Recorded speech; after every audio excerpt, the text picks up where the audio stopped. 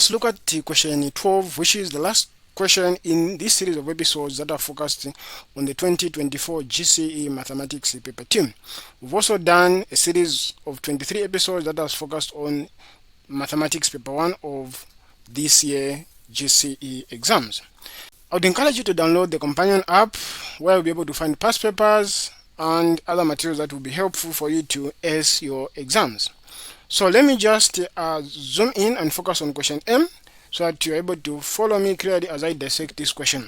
The points P 80 degrees north, 50 degrees west, Q 80 degrees north, 80 degrees east, R 50 degrees north, 80 degrees east, and T 50 degrees north, 50 degrees west are on the surface of Earth, where pi is equal to 3.142 and radius is equal to 6370 kilometers. Draw a sketch to represent the above information. Roman numeral 2, calculate the distance A, QR along longitude 80 degrees east in kilometers, B, RT along latitude 50 degrees north in kilometers. The first question is asking us to draw a sketch. This doesn't need to be perfect, but it should be something that is reasonable. So I'm going to use a freehand, something like this. I know I have 50 degrees west and 80 degrees east. So then I have north to north. This is 50 degrees north. Then this is 80 degrees north. Then I have 80 degrees east. Then I have 50 degrees west. So you can find all these points on the information that has been provided. 50 degrees west, then I've got 80 degrees north, which you can see here. Then I've got the 50 degrees north, then west, then I've got east, like that. Then we need to just put the points now. So P is 80 degrees north, 50 degrees west. So when you come here, it's a point of intersection, which should be this point. So this should be P. Then we go to Q, 80 degrees north, 80 degrees east. So it should be this one. This should be Q, point of intersection. Then we look for R, 50 degrees north, 80 degrees east. So you see this point should be R. Then the last point is T, which is 50 degrees north, 50 degrees west. So which is this point. So once you do this, then we would have answered the first question, which is A Roman numeral 1, like that. Then we can do the equator. This is the 0 degrees, which is we are calling the equator. Then let me add the backlines so that it looks like a circle, something like that. The backlines like that. Then also going to have the equator, something looks like this. Yeah, but even if you left the equator, it's okay as long as you share north, 80 degrees north and 50 degrees east, like that. Okay, then we look at Roman numeral 2, calculate the distance QR along 80 degrees east. So when you come here, we are looking for QR now, so that for the sake of cleanness, I'm going to remove the equator. I'm going to remove the equator so that I can easily see the lines. So we are looking for QR. So QR is this distance. So if this is the center, we are looking for this angle, so that we're able to find this. That's what we are looking for. So once we know the angle, we can use to find the length of part of the circumference. That's what we are looking for. So to answer that question, then we use the formula QR is equal to theta over 360 multiplied by 2 pi r, which is the formula for finding the circumference of the radius. So now we need to find the difference between these two, which is 80 degrees north and 50 degrees north. That's what we need to do for us to find the distance. Okay, so once we do that, the whole thing becomes straightforward. So let me just create space so that I'm able to find n, or I can even use the space which is here. So this is 2, which is m. So we are saying q r now is equal to, so what's the difference between these two? So if you notice, the difference between these two is to be 80, because they're in the same region, minus 50, which will give me 30. So 30 degrees is a difference between these two latitude. So because of that, so the theta becomes now, the theta becomes 30, the difference between these two, over 360, then multiplied by 2 pi, which is 3.142, then times the radius. So we are using this formula, the radius, which is 6370. So 6370. So at this point, we can just use our calculator. When we use our calculator, we're going to find something like 335.76 kilometers. But we need to give it to 3 significant to be 340 kilometers, 3,340 kilometers as the answer. Once you do that, you get this, and you've gotten that already. Then we need to find RT, which is along 50 degrees north. So again, similarly, we use that one, but the one difference is in B, we are moving along this line, which is the non-great circle. We are moving along this line, which is a non-great circle. So it's RT. So you go to the center, then you're looking for this angle. So this angle is the difference between 50 degrees west and 80 degrees east. This difference, because we are going this side from the middle, which is the 0, so we need to add 80 and 50, because they're in the opposite section of the earth. So we need to find that angle. Once we find that angle, then we use this formula. So the formula we are going to use to find the RT, we're going to use theta, which is the difference between the two longitudes, 360 degrees multiplied by 2 pi r, then times cos.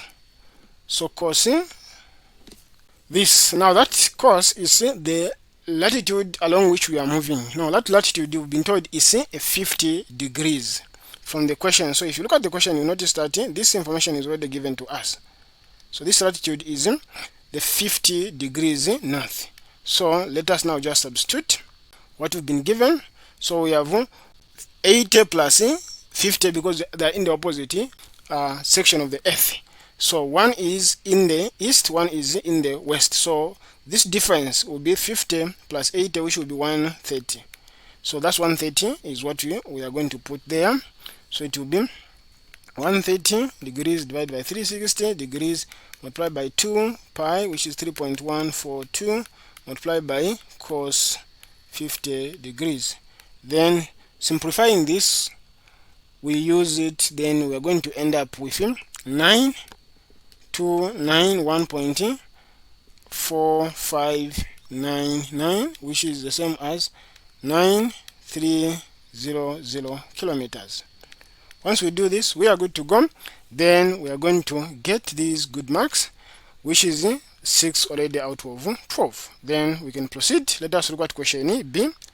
So B is on mensuration. Again, this question is a very good question. I encourage you to pick this question, which comes with earth, geometry, and mensuration, because it's a question that you can easily get everything in the shortest possible time and have enough time to choose the other questions. So B, the figure below is a frustum of a cone.